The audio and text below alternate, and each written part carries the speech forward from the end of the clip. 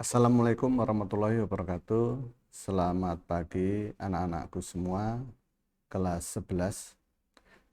Di sini Bapak akan memaparkan ya atau mulai untuk mengajar kalian dalam bidang KWU, tapi sebelumnya mari kita berdoa dulu agar materi yang Bapak berikan nanti bisa diterima atau bermanfaat bagi kalian semua. Dan kita juga merasa bersyukur di sini keadaan Allah Subhanahu wa taala dalam kondisi sehat walafiat semuanya. Berikut juga untuk kalian semua dan keluarga kalian semua, semoga dimudahkan semuanya. Amin. Kita mulai berdoa mulai. Alhamdulillah.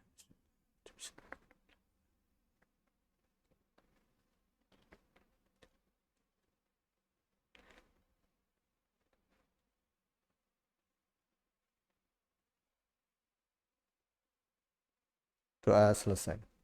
Bismillahirrahmanirrahim. Anak-anakku semua, jadi di mana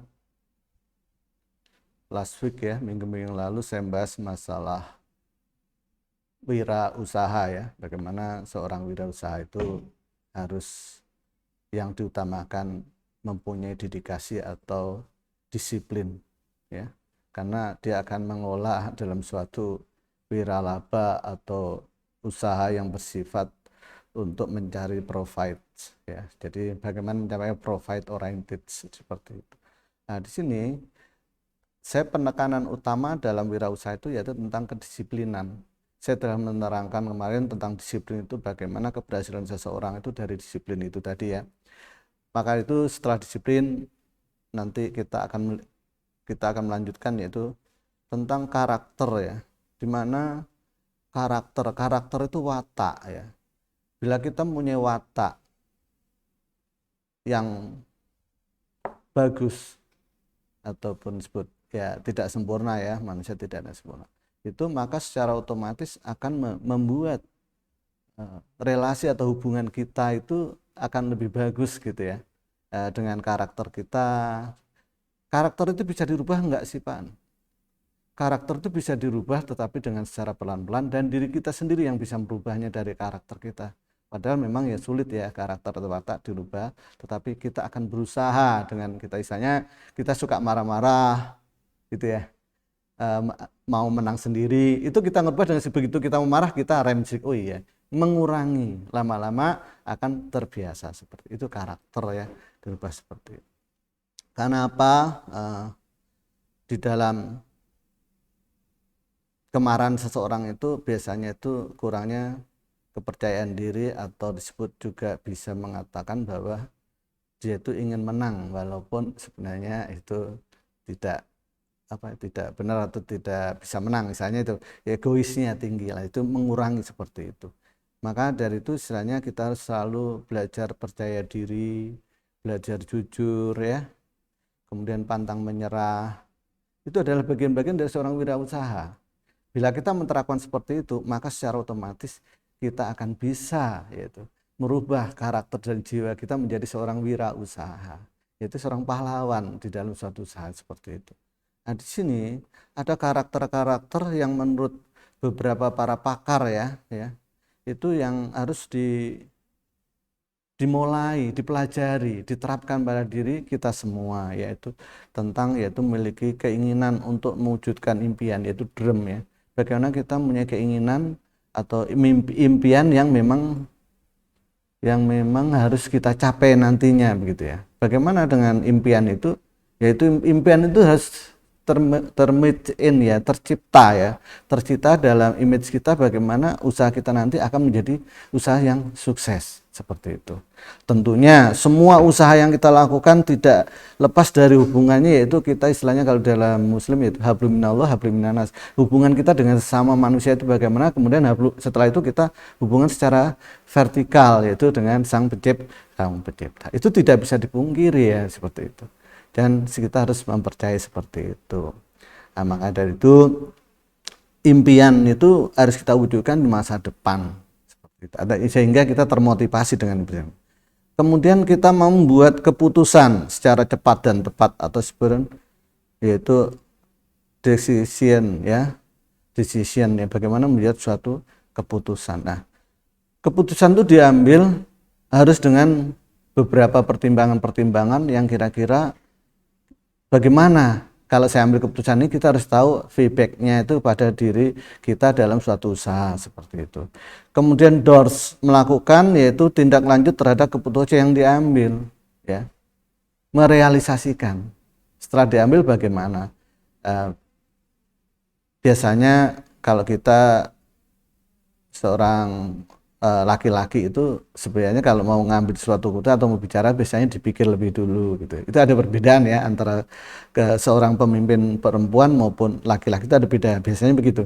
Kalau laki biasanya banyak dipikirkan lebih dulu baru dilakukan. Tetapi kalau seorang pemimpin wanita kebanyakan nih, tidak semuanya yang ya itu biasanya diucapkan dulu nanti baru terpikirkan, kadang seperti itu. Tapi sekarang tidak seperti itu, sudah gender itu sudah hampir sama ya antara laki-laki dan perempuan seperti itu. Ini hal-hal yang harus decision misalnya, atau decision maker ya, mengambil suatu keputusan seperti itu harus seperti itu. Kemudian lagi yaitu determination, yaitu melaksanakan kegiatan dengan penuh perhatian, tanggung jawab dan pantang menyerah. Nah, ini memang seorang wirausaha tidak boleh pantang menyerah ya. Semua kegagalan itu adalah satu langkah untuk menuju kesuksesan kegagalan itu. Jadi bagaimana dengan kegagalan itu, bagaimana sakitnya suatu usaha mengalami suatu kegagalan. Nah, maka dia nanti semua ada ganjalan berikutnya setelah dia sukses dari itu, begitu ada ganjalan kegagalan yang kemarin itu menjadi suatu terbiasa. Contohnya Anda waktu lompat jatuh, sakitnya minta ampun. Tapi begitu Anda latihan lompat lagi, begitu jatuh yang kayak tadi, tidak akan terasa sakit. Itu suatu usaha seperti itu. Jadi I hope so for you ya, saya mengharap kepada Anda seperti itu tadi. Jadi kalian harus lebih bertanggung jawab dengan apa yang Anda suatu ambil keputusan. Jadi itu harapan yang kita inginkan dari seorang wirausaha seperti itu. Perhatian ya, sangat perhatikan ya seperti itu. Kemudian yaitu dia tidak mengenal lelah atau fokus dalam perhatikan bisnisnya. Jadi karena apa? Suatu usaha itu kadang mengalami suatu titik jenuh ya. Titik jenuh itu yaitu bila usaha itu sudah lama, kadang kita agak mengalami suatu kebosanan. Padahal bagaimana untuk meningkatkan atau menghilangkan rasa kebosanan ini, seorang wirausaha harus tahu langkah-langkah apa yang harus diambilnya seperti itu. Atau bisa juga dengan mengadakan traveling ya, buat kitanya sama karyawannya atau dia seperti itu. Hal itu atau disebut panggil beberapa motivator untuk suatu usaha tersebut. Kemudian mampu menganalisa secara rinci sampai ke hal-hal yang kecil. Jadi karena biasanya hal yang besar itu yang kelihatan, yang kecil tidak. Hal yang sangat kecil sekali. Saya menganalisa dari paling bawah, misalnya sebagai dinas kebersihannya, misalnya bagian tukang sapunya, office boy-nya atau office girl-nya. Itu dari itu kita bina, kita lihat seperti itu, harus mulai kita terapkan. Kalau dalam diri kita, apa yang terkecil yang kita lakukan, kadang yang kita sepelekan, itu harus kita sudah mulai ya. Kemudian mampu ya merumuskan tujuan yang hendak kita capai. Tujuan kita capai itu apa? Targetnya. Agar mencapai hal seperti itu, targetnya itu apa? Harus punya target. Kemudian kita harus menyepakati uang bukan semata-mata yang hendak dicapai. Ingat ya, uang bukan semata-mata yang hendak dicapai, yaitu dollars di sini. Nah, di sini setelah kita menerapkan tadi uang bukan segalanya, maka kita tidak begitu sangat memperdulikan tentang uang. Ya, memang kalau dalam suatu usaha itu uang memang peranan utama, tetapi bagaimana kita menjamin relasi perkembangan suatu usaha ke depan biar langkah lebih maju. Itu tadi. Kemudian di sini ada namanya distribution ya, yaitu mampu mendistribusikan atau membagi tugas, kewenangan, kepemilikan kepada orang lain. Nah, di sini dalam suatu perencanaan itu, makanya dalam usaha itu ada namanya POAK, planning, organizing, actualing, controlling, di mana dalam POAK itu perencanaan harus matang, sistem organisasinya, strukturnya harus jalan, ada gitu. Kemudian penggerakannya bisa gerak, suatu usaha bisa berjalan itu bagaimana ya, seperti itu. Kemudian setelah itu dilakukan ya itu review atau kontrolan dari suatu usaha yang kita lakukan dari awal sampai Z itu, dari awal sampai akhir itu bagaimana, seperti itu ya. Makanya di dalam distribusi ini ada namanya drum, doors, division, destiny, dollars, distributor, detail ya, ada definition dan sebuah determination dan dedikasi, seperti itu. Makanya dalam suatu usaha itu kita harus tahu ya, kira-kira apa dan mengapa dalam suatu usaha itu biar kita mengalami suatu keberhasilan. Karena apa? Di dalam suatu kreativitas, dalam suatu pengembangan suatu usaha, ya, kita merupakan salah satu kunci utama di dalam suatu keberhasilan dalam suatu usaha. Kreativitas. Kenapa sih kita harus kreativitas? Harus. Kreativitas itu suatu bagian daripada seorang wirausaha di dalam mencapai sasaran dan hasil. Itu yang harus kita mulai ini kan. Lalu bagaimana caranya agar kita bisa menjadi seorang yang kreatif? Itu harus kita mulai ya. Kita harus memiliki kontinuitas improvement ya, kontinuitas ya. Seorang yang harus kreatif membiasakan diri untuk memiliki mindset, pola pikir. Rutinitas, kreativitas itu nanti akan kita mulai dengan istilahnya mindset, pola pikir kita, yaitu jangan seorang pemimpin atau seorang pengusaha atau seorang wirausaha jangan punya pikiran istilahnya sakit hati, dendam dan sebagainya.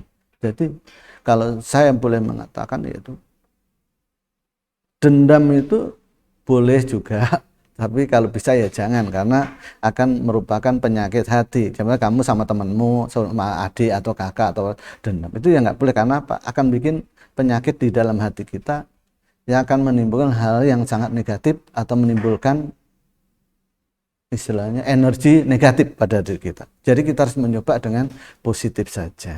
Itu temanya.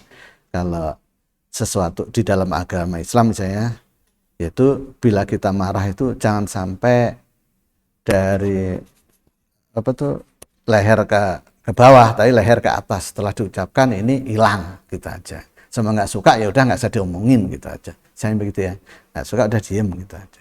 Kemudian harus itu istilahnya tentang ini mindset, pola pikir, menganggap bahwa setiap produk atau jasa yang kita buat nanti, kalau kalian suatu usaha, yaitu selalu ditingkatkan dari segi kualitas. Misalnya kita jualan kopi gitu. Bagaimana kopi itu nikmat sekali gitu ya. Yaitu bagaimana rasanya biar enak, kemudian nambah varian gitu.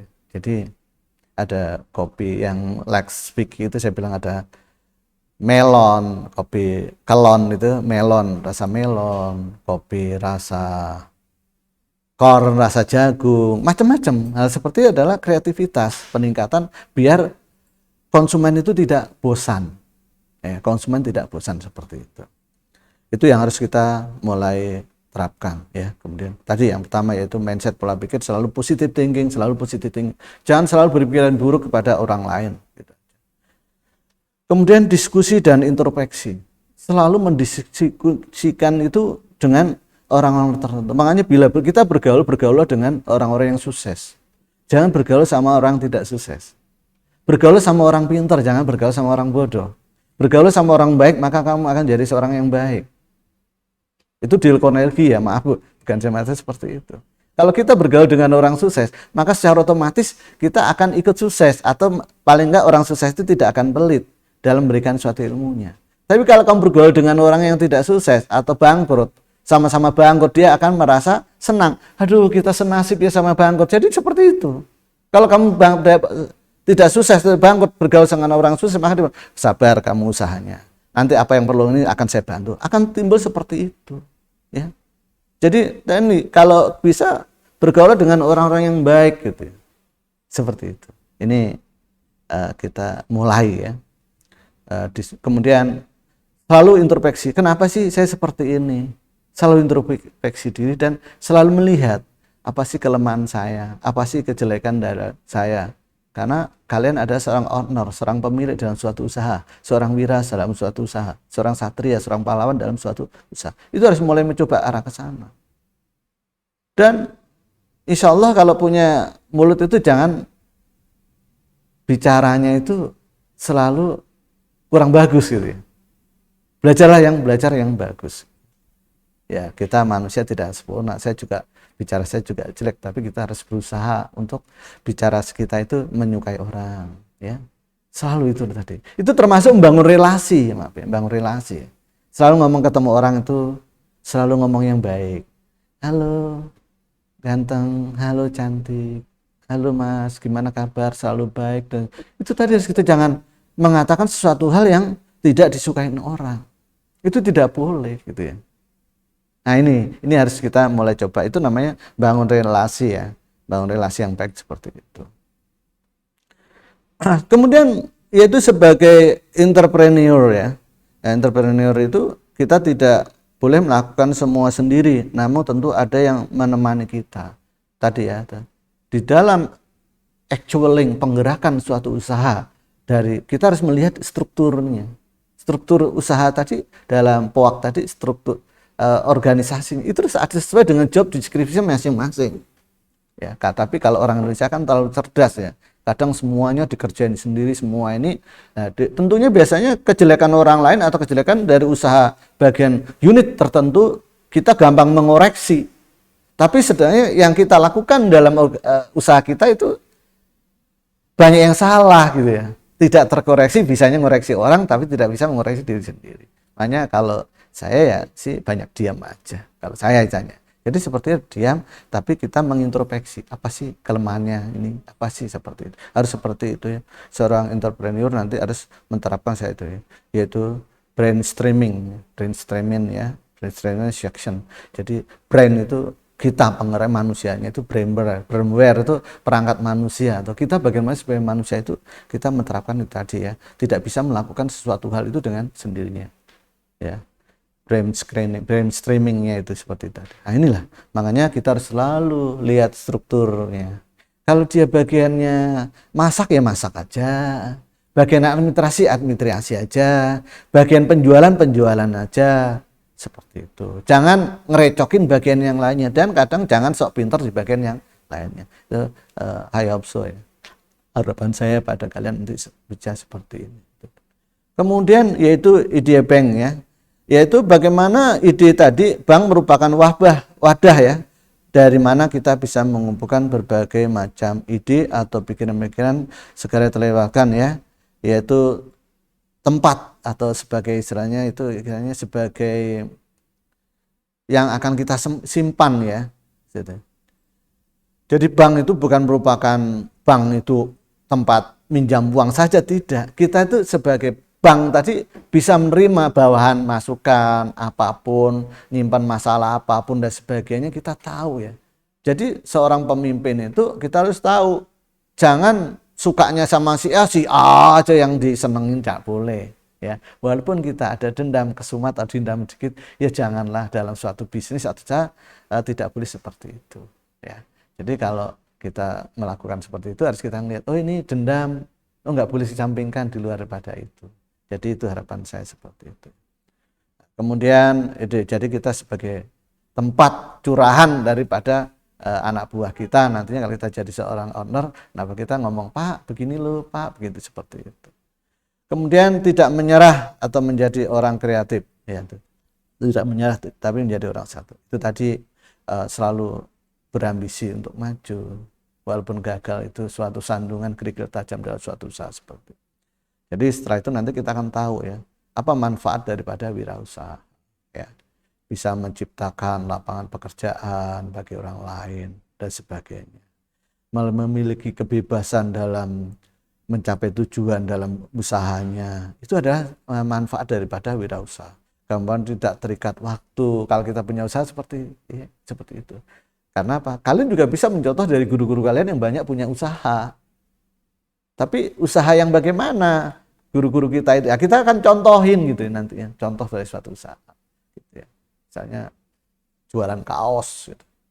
Jualan kopi, jualan banyak itu para pengusaha kopi dari guru-guru kita itu bagaimana dia usaha kopi seperti itu. Nah, tentunya ada yang sistem franchise, ada yang tidak atau biasalah tradisional saja bisa, ada yang usaha makanan dan sebagainya. Itu ada suatu usaha lah. Tinggal bagaimana manajemen seperti ini. Kalau di dalam ekonomi ada namanya tadi yang saya bilang tadi, ada dua ilmu atau dua mantra atau ajian di dalam suatu ekonomi untuk mencapai itu, yaitu pertama POAK.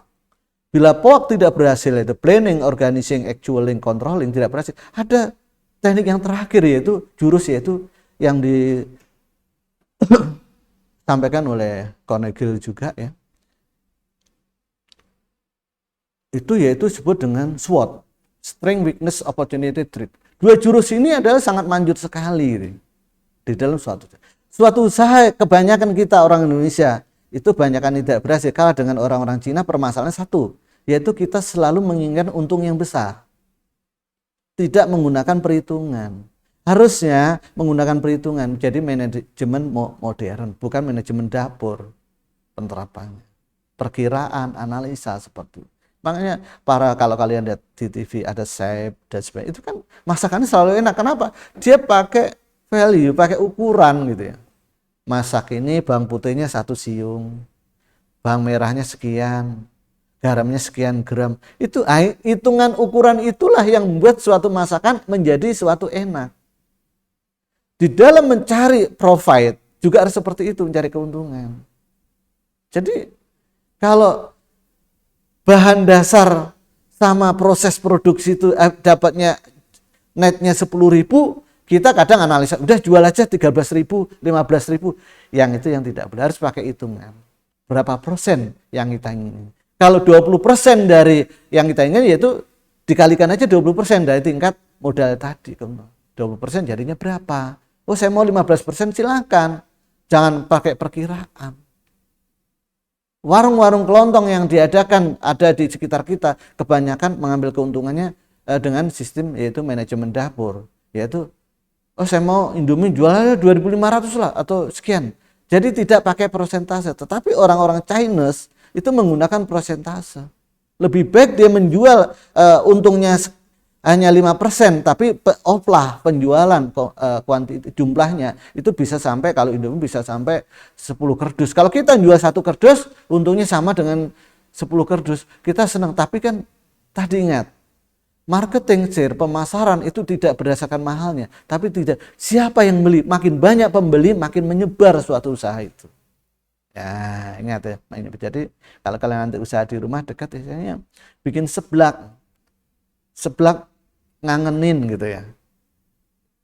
Terus kamu jualan dalam 1 hari yang beli 10 orang misalnya. Untunglah misalnya 50.000. Tapi sebelah jual lagi seblak, harganya lebih murah dikit, tetapi pembelinya bisa sampai 20 orang. Atau kita 10 orang, dia 20 orang. Untungan yang 20 orang, walaupun untungnya tadi sama, antara yang laku 10 sama 20 sama, tetapi orang Cina akan menerapkan dengan sistem tadi. Karena apa? Yang beli 20 orang, sebar mulut atau menyampaikan itu lebih banyak lagi. Nah, namanya promosinya seperti itu. Jadi Bapak harap seperti itu nantinya. Mungkin saya tidak akan panjang lebar lagi. Nanti saya akan berikan juga, nanti saya akan ada materi berikan apa tugas berikutnya, yaitu ada di Google ya, di Google Classroom-nya nanti saya berikan tugas apa yang akan saya berikan pada kalian nanti apa. Dan saya juga pengen kalian nanti mengedownload yaitu materi yang Bapak berikan kemarin ini, yang saya berikan nanti ya. Modulnya ada, nanti download, dipelajari. Nah, kalian bisa melakukan suatu pertanyaan-pertanyaan kepada saya di dalam pengiriman tugas, bisa tanyakan seperti itu. Itu harapan saya pada kalian semua, anak-anakku yang aku cintai semua dan aku sayang ya. Bila ada tutur kata salah atau ucapan saya yang kurang baik atau ini, saya minta maaf, karena saya manusia, banyak kesalahan. Yang benar datangnya dari Allah Subhanahu wa Ta'ala. Harapan saya pada kalian yaitu jangan lupa hargai, hormati kedua orang tua kalian, jalankan ibadah, yang muslim jalankan ibadah yang baik. Itu tujuan saya. Dalam masa pandemi ini, saya berharap kalian menjaga prokes, ya, supaya kita sehat, terhindar dari COVID-19 seperti itu. Sebelum saya akhiri, mari kita berdoa agar apa yang saya berikan nanti bermanfaat bagi kita semua. Berdoa mulai.